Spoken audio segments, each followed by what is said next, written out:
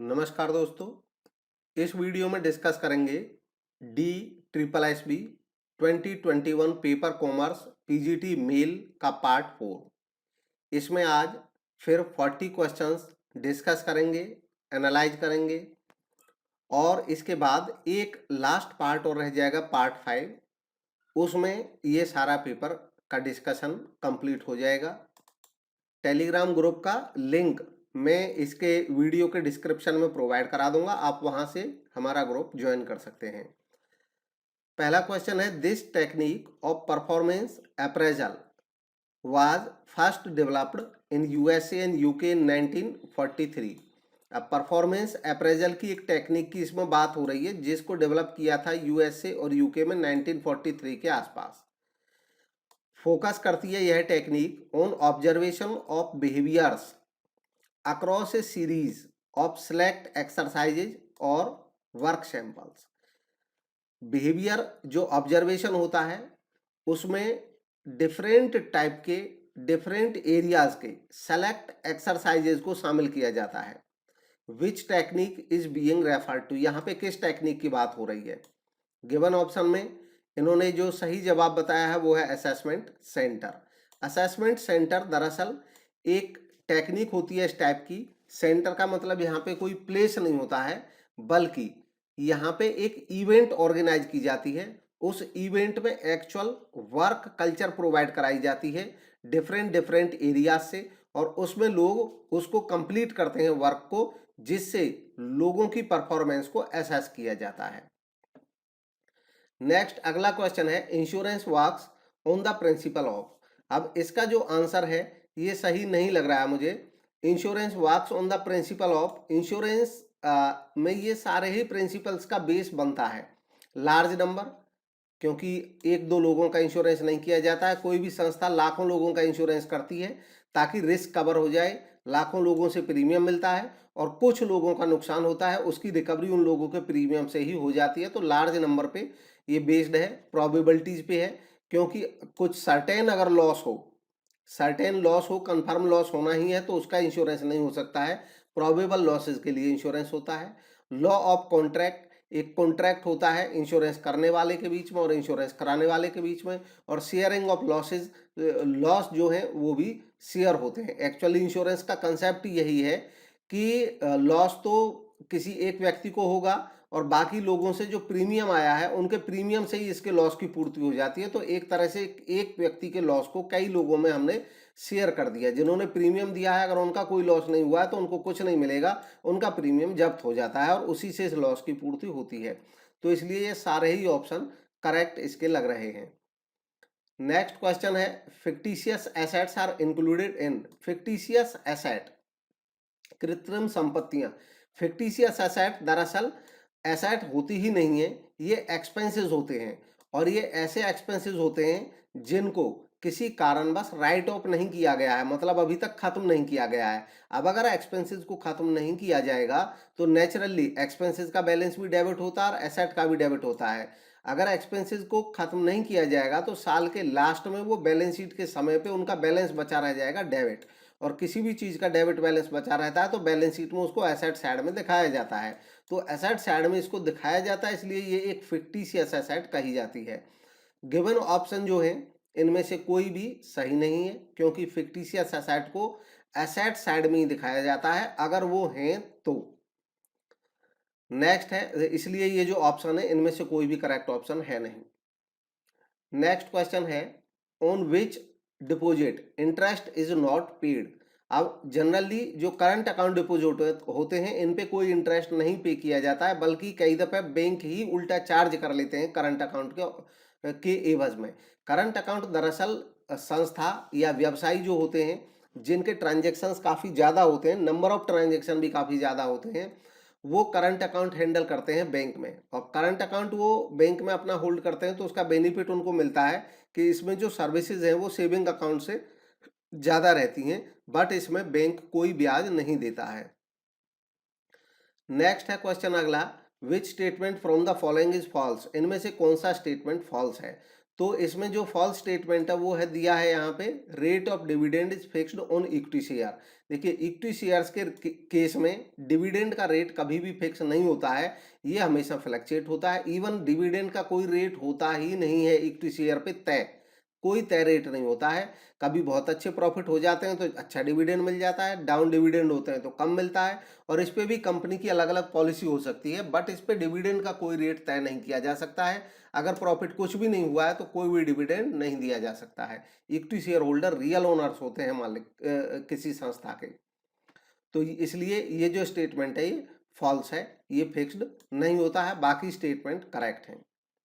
Next question है assertion और reasoning का। इसमें असर्शन और रीजनिंग पढ़ते हैं, और इन्होंने बताया कि जो असर्शन है वो ट्रू है और रीजन फॉल्स है। तो पहले ही दिख रहा है आंसर। अब इसको केवल हम एनालाइज करेंगे कि क्यों है ऐसा। Capital is treated as a liability, सही बात है, कैपिटल को लायबिलिटी माना जाता है। बिजनेस में एक ये जो अकाउंटिंग इक्वेशन कॉन्सेप्ट है वो इसका बेस है। दरअसल अकाउंटिंग इक्वेशन कॉन्सेप्ट ये कहता है कि एक बिजनेस के पास जितनी भी एसेट होती हैं वो एसेट का सोर्स जो होता है वो होता है या तो कैपिटल और या लोन। या तो आपने बाहर से लोन लेके एसेट खरीदी है, या मालिक ने पैसा लगाया उससे एसेट खरीदी है। जो कैपिटल या लायबिलिटी रहते हैं ये बैलेंस शीट के लायबिलिटी साइड में होते हैं, और इसको सोर्स ऑफ फंड भी कहते हैं। और जो एसेट होते हैं ये बैलेंस शीट के एसेट साइड में रहते हैं, इनको एप्लीकेशन या यूज ऑफ फंड भी कहते हैं। पैसा आया कहाँ से? पैसा आया कैपिटल से या लायबिलिटी से। पैसा गया कहाँ? पैसा लग गया हमारा एसेट्स में। तो ये बैलेंस शीट का डुअल एस्पेक्ट कॉन्सेप्ट होता है। अब इसमें कहा गया कैपिटल को लायबिलिटी माना जाता है, बिल्कुल सही बात है, कैपिटल को भी लायबिलिटी ही माना जाता है, बैलेंस शीट में लायबिलिटी साइड में दिखाया भी जाता है। रीजन इन्होंने बताया है कि capital is treated as liability due to money measurement concept. ये रॉन्ग स्टेटमेंट है, ये गलत है। कैपिटल को लायबिलिटी ट्रीट किया जाता है, इसके पीछे जो कॉन्सेप्ट रहता है वो होता है सेपरेट एंटिटी कॉन्सेप्ट या बिजनेस एंटिटी कॉन्सेप्ट। यह कॉन्सेप्ट सेपरेट एंटिटी कॉन्सेप्ट ये कहता है कि बिजनेस अलग और बिजनेसमैन अलग। तो बिजनेसमैन ने जो पैसा बिजनेस को दे रखा है वो बिजनेस में के लिए एक लायबिलिटी, और इसीलिए कैपिटल को लायबिलिटी साइड में दिखाया भी जाता है। नेक्स्ट क्वेश्चन है which of the following terms is dissimilar to the other four in context of insurable interest in life insurance. Life insurance के केस में इंश्योरेबल इंटरेस्ट के संदर्भ में इनमें से कौन सी टर्म औरों से अलग है? तो गिवन ऑप्शन में जो ऑप्शन सही दिया है वो दिया है डेटर। दरअसल लाइफ इंश्योरेंस के केस में इंश्योरेबल इंटरेस्ट होता क्या है? देखिए लाइफ इंश्योरेंस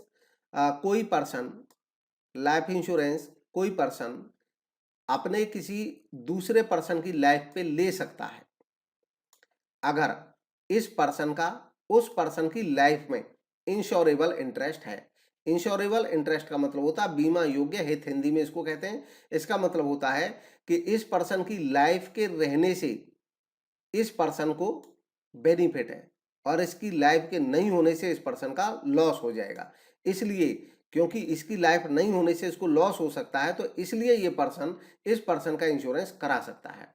अदरवाइज अगर किसी पर्सन का किसी दूसरे पर्सन की लाइफ में इंश्योरेबल इंटरेस्ट नहीं है तो वो है उसका इंश्योरेंस नहीं करा सकता है। अब ये इंश्योरेबल इंटरेस्ट होता किस किस का है? जैसे हस्बैंड का अपने वाइफ के लाइफ में होता है, ऐसे ही वाइफ का अपने हस्बैंड के लाइफ में होता है, ऐसे ही पेरेंट्स का अपने बच्चों की लाइफ में होता है, बच्चों का उनके पेरेंट्स की लाइफ में होता है।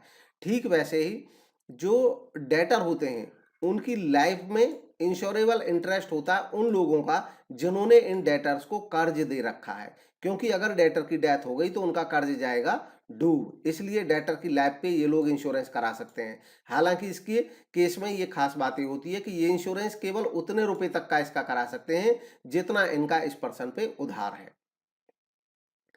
नेक्स्ट है 8th question, in India the first step towards building up A structure of development finance institution was taken up with which establishment. इसमें कहा गया है कि भारत में पहला स्टेप लिया गया स्ट्रक्चर बिल्ड करने के लिए डेवलपमेंट फाइनेंस इंस्टीट्यूशंस का। डेवलपमेंट फाइनेंस इंस्टीट्यूशंस का मतलब ऐसे फाइनेंस इंस्टीट्यूशन से होता है जो डेवलपमेंट के लिए लोन देते हैं। तो भारत में कौन सी संस्था के साथ ये डेवलपमेंट फाइनेंस इंस्टीट्यूशन का जो योग था वो शुरू हुआ था? तो गिवन ऑप्शन में बताया उन्होंने IFCI, industrial finance corporation of India. सही बात है। ये 1948 में आज़ादी के बाद IFCI की स्थापना सबसे पहले इस मकसद से की गई थी कि ये लॉन्ग टर्म और मीडियम टर्म लोन प्रोवाइड कराएगा उन इंस्टीट्यूशंस को, उन कॉरपोरेशंस को, उन कोऑपरेटिव ऑर्गेनाइजेशंस को जो इंडस्ट्रियल एक्टिविटीज में लगे हुए हैं। नेक्स्ट है ABC पार्टनर्स हैं, 3:1 में ये बांटते हैं प्रॉफिट्स को।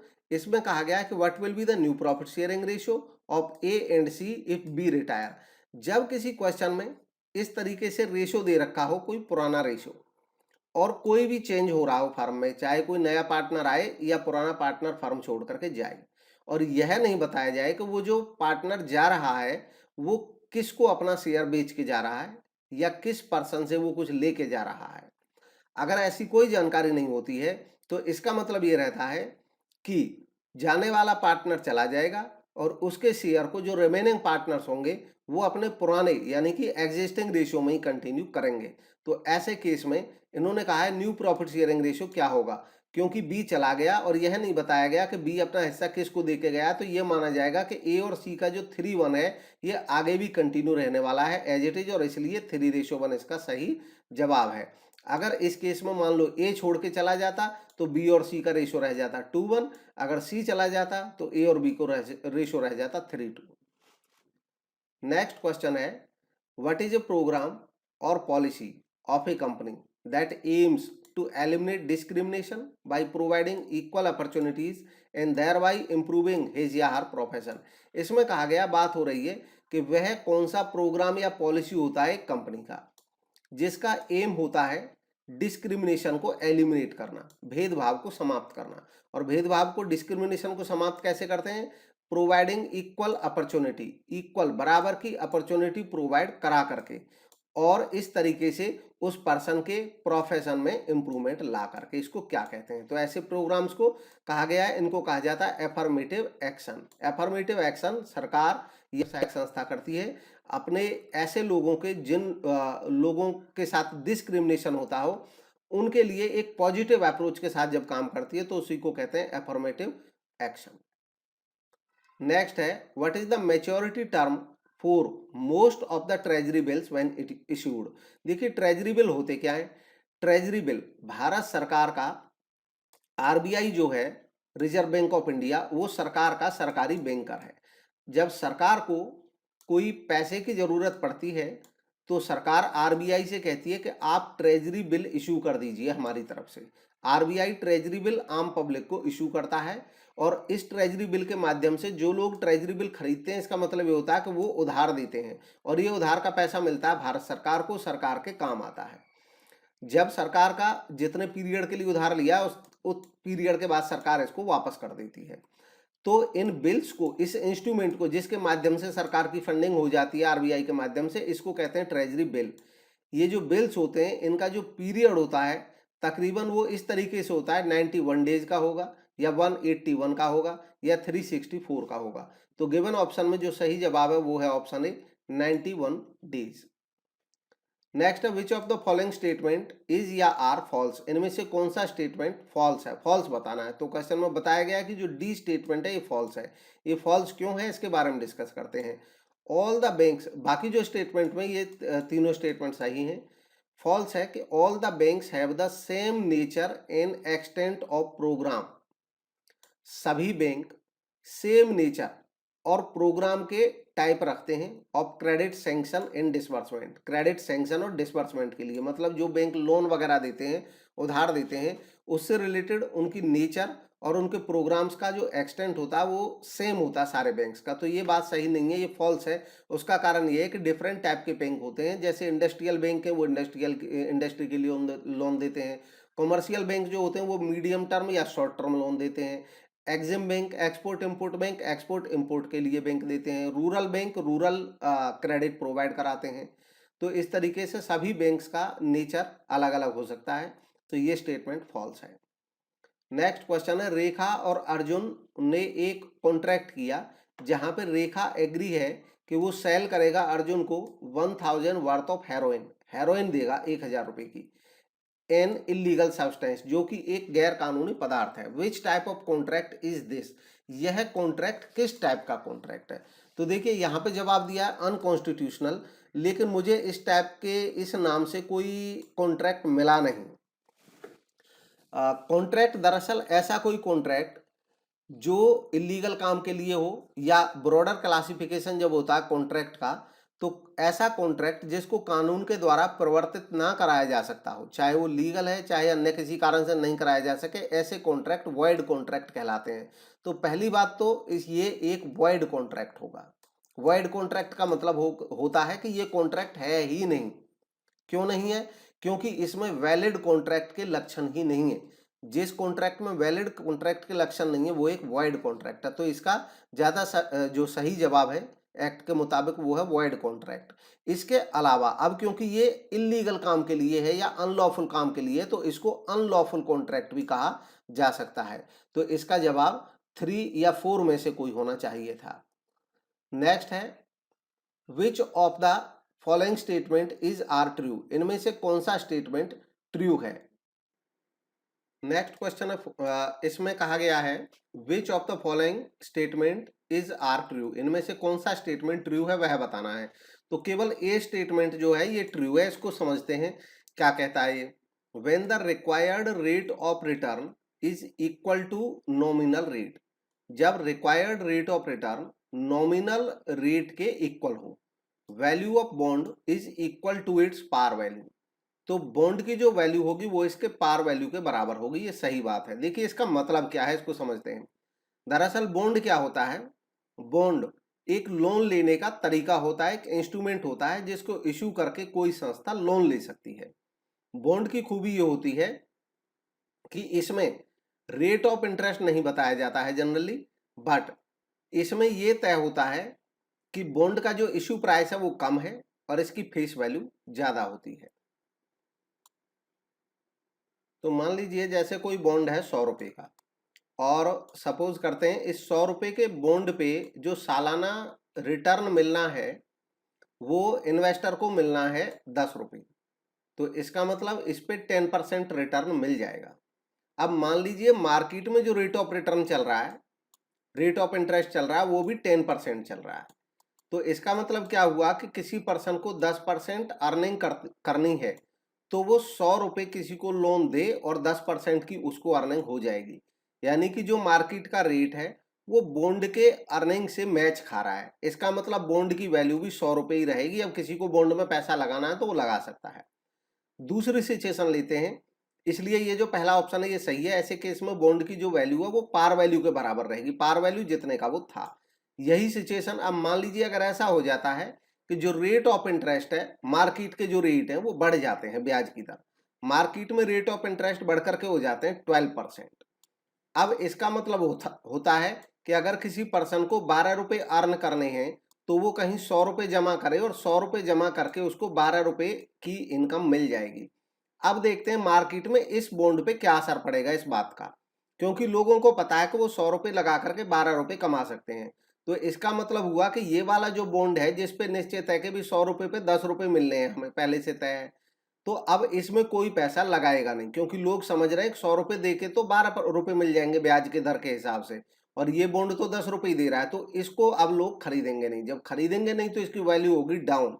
तो जब रेट ऑफ इंटरेस्ट मार्केट में बढ़ेगा तो बॉन्ड की वैल्यू 100 रुपए, इसकी पार वैल्यू तो है जितने का इश्यू हुआ था, लेकिन मार्केट में ये अगर ट्रेड करना पड़ा तो ये अब कम में ट्रेड होगा, तो इसकी वैल्यू 100 रुपए से कम हो जाएगी। तो रेट ऑफ इंटरेस्ट जब बढ़ता है तो बॉन्ड की वैल्यू कम हो जाती है।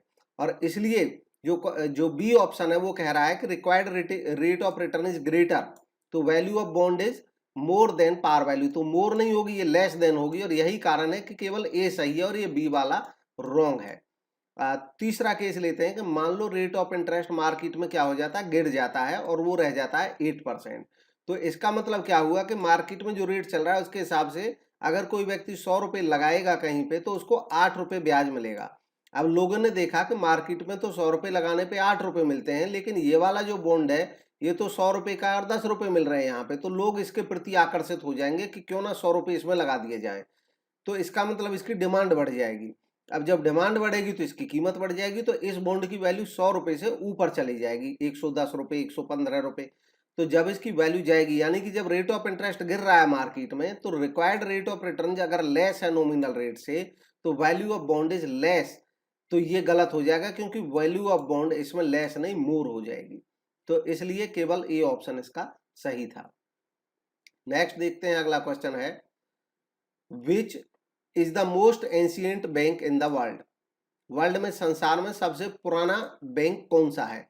तो देखिए, इस बैंक का मतलब है कि जो आज के समय में जो बैंक का हम फॉर्म देखते हैं, मतलब एक प्रॉपर तरीके के जो बैंक है, उनमें से कौन सा बैंक सबसे पहला माना जाता है? तो बैंक ऑफ वेनिस को सबसे पुराना बैंक माना जाता है। नेक्स्ट है, read the given assertion and reasoning and select the correct option. तो यहाँ पे असर्शन और रीजनिंग दिए हैं, करेक्ट ऑप्शन हमको चुनना है।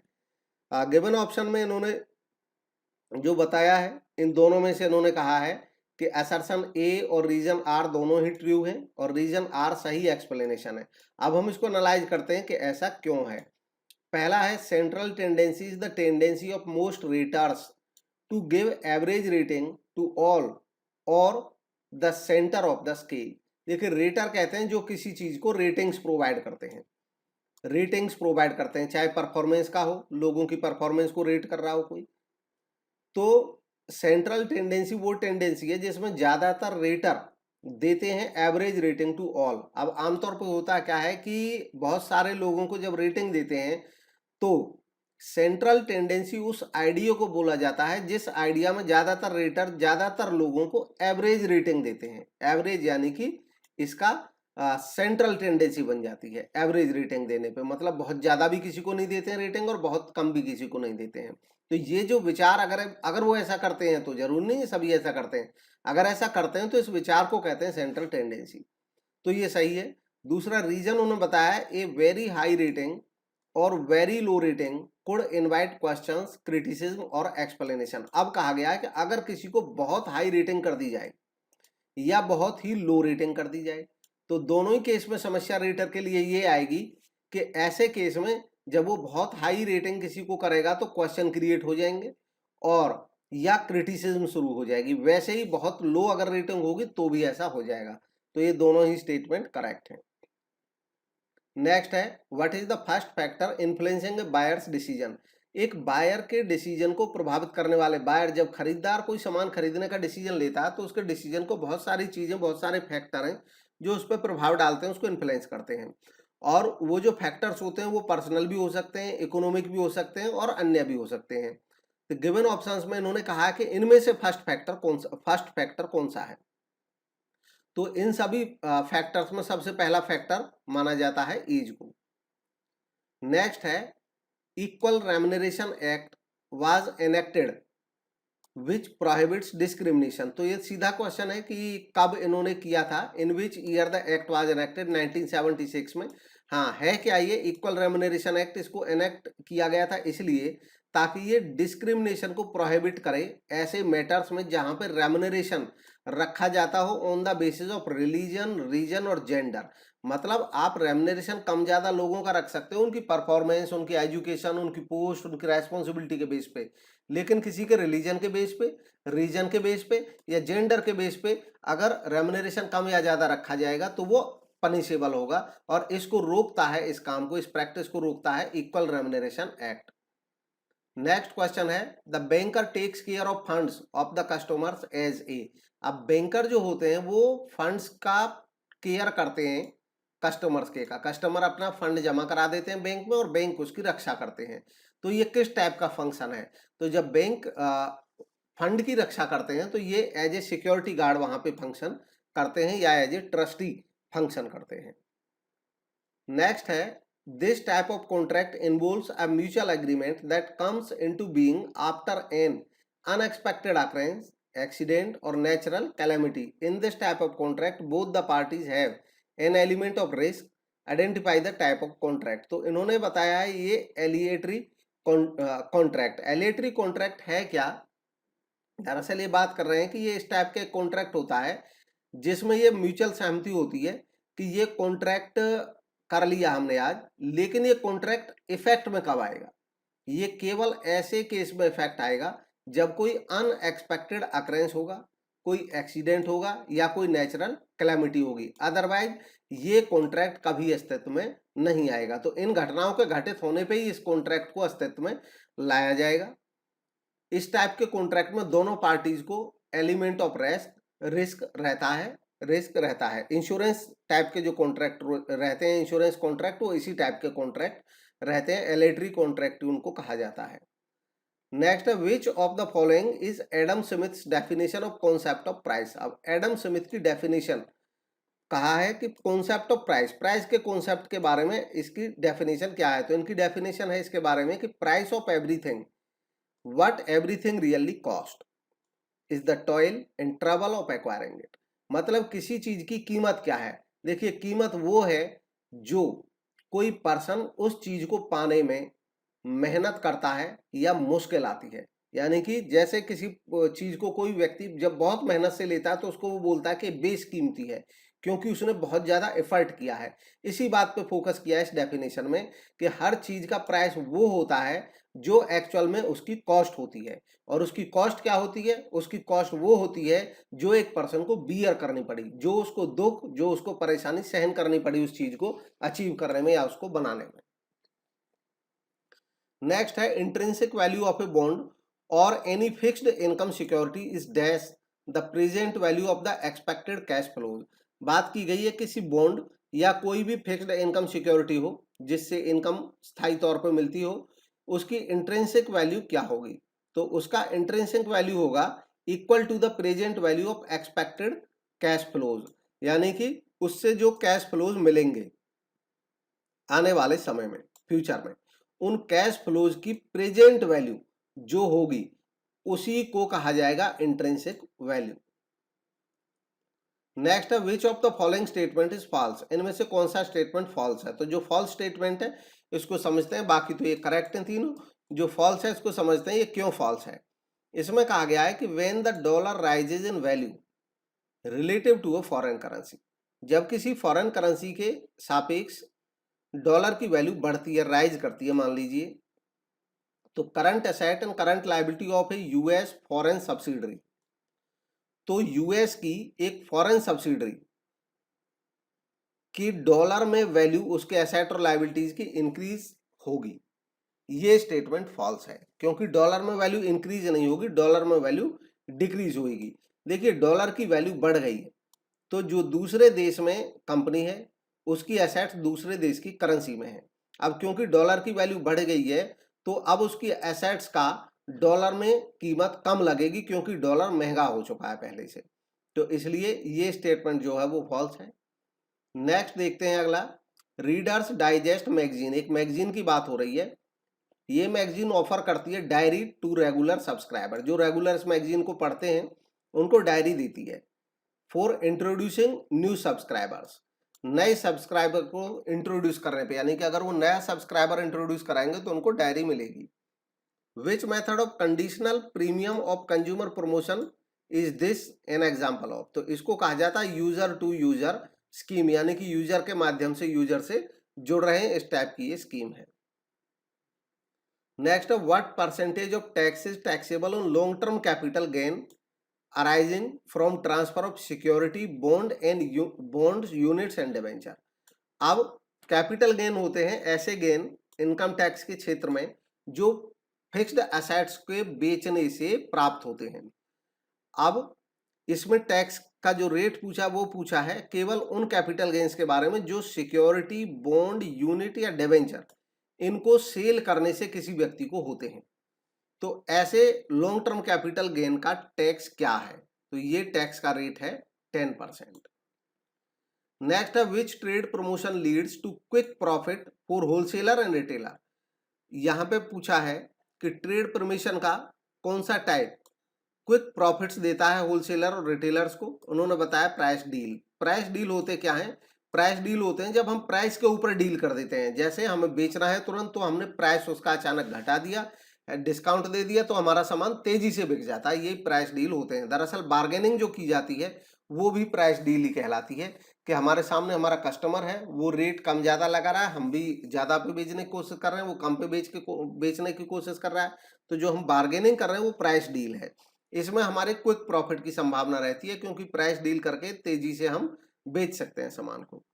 Next read the assertion and reasoning यहाँ पे दिए हैं, इनको पढ़ते हैं। और इसमें कहा गया है कि असर्शन फॉल्स है और रीजन ट्रू है। तो क्यों है ऐसा, इसको देखते हैं। Bank rate is also called the credit rate, तो ये रॉन्ग स्टेटमेंट है। क्रेडिट रेट नहीं कहा जाता बैंक रेट को। बैंक रेट वह रेट होता है जिस रेट पे इंडिया में Reserve Bank of India RBI commercial banks को लोन देता है, उधार देता है कॉमर्शियल बैंक्स को। रीजन है bank need fund to expand credit facility to their client specially during busy season. इसमें कहा गया है कि बैंक को फंड की जरूरत होती है अपनी उधार की फैसिलिटी बढ़ाने के लिए अपने क्लाइंट्स को। तो जब अपने क्लाइंट्स को ये उधार देगा तो नेचुरली बैंक को फंड चाहिए, और खास तौर पे बिजी सीजन में। तो ये स्टेटमेंट सही है, जो रीजन है ये सही है, इसलिए फोर्थ ऑप्शन इसका सही था। Next, reconstitution of partnership is, partnership का रिकॉन्स्टिट्यूशन है क्या? तो इसमें बताया change in profit sharing ratio. देखिए, रिकॉन्स्टिट्यूशन का मतलब होता है फिर से कॉन्स्टिट्यूट होना पार्टनरशिप का। तो पार्टनरशिप का रिकॉन्स्टिट्यूशन तो change in profit sharing ratio भी से भी हो जाएगा। कोई भी टर्म और कंडीशन पार्टनरशिप की चेंज होगी तो उसको रिकॉन्स्टिट्यूशन ऑफ पार्टनरशिप कहा जाएगा। यह change in profit sharing ratio से हो सकता है, यह एडमिशन ऑफ पार्टनर से हो सकता है, रिटायरमेंट ऑफ पार्टनर पे हो सकता है, डेथ ऑफ पार्टनर के टाइम पे हो सकता है, कभी भी कोई बदलाव होगा तो रिकॉन्स्टिट्यूशन हो सकता है। नेक्स्ट है the premium on issue of debentures is shown in the balance sheet under. अब डिवेंचर इश्यू करने पे कोई प्रीमियम अगर मिल जाता है कंपनी को तो बैलेंस शीट में उसको कहाँ दिखाया जाता है? उसको दिखाया जाता है रिजर्व एंड सरप्लस में। प्रीमियम चाहे इश्यू ऑफ डिवेंचर पे मिले, चाहे इश्यू ऑफ शेयर पे मिले, कोई किसी भी टाइप का कोई रिजर्व हो या सरप्लस हो, ये सब रिजर्व एंड सरप्लस हेडिंग में दिखाए जाते हैं बैलेंस शीट में। नेक्स्ट क्वेश्चन है identify which of the following statement is are true. इनमें से कौन सा स्टेटमेंट ट्रू है? तो जो ट्रू स्टेटमेंट है उसको समझते हैं। ऑप्शन सी इसमें ट्रू है, there can be a stranger to consideration. Consideration के लिए एक स्ट्रेंजर हो सकता है, तो ये सही बात है। क्यों सही है? कंसिडरेशन क्या होता है कि जब हम कोई सामान खरीदते हैं तो उसके बदले में जो पैसा पे करते हैं, जो अमाउंट तय होती है, उसको कहते हैं कंसिडरेशन। तो कंसिडरेशन के केस में स्ट्रेंजर हो सकता है कैसे कि एक पार्टी ने सामान खरीदा दूसरी पार्टी से, तो वो बोल सकती है कि जो पेमेंट है वो तीसरी पार्टी के माध्यम से आपको मिल जाएगी। तो कंसिडरेशन पे कोई रोक नहीं है। नेक्स्ट है Hawthorne studies were aimed at finding out the factors that really influence the productivity and work performance of laborers.